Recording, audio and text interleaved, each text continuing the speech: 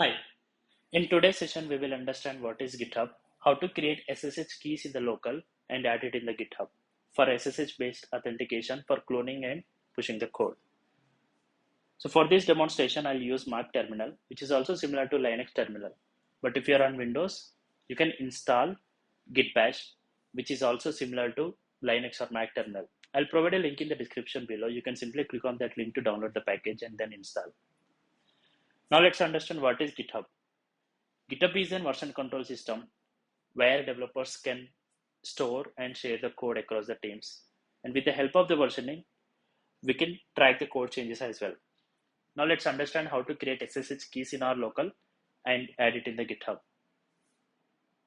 Let me switch to my Mac terminal and run the command ssh-keygen -t rsca-b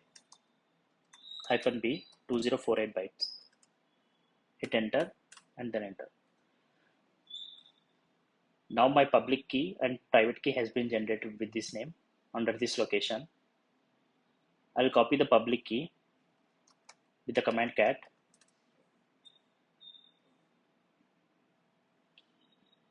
I copied it and switch back to my GitHub.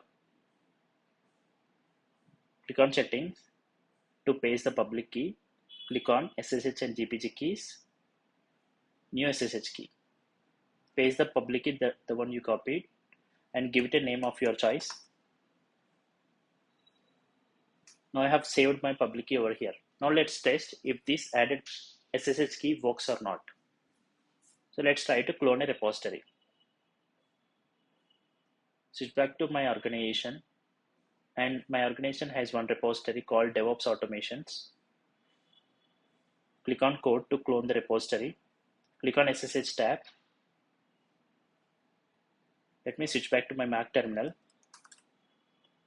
Run the command git clone to clone the repository with the SSH URL.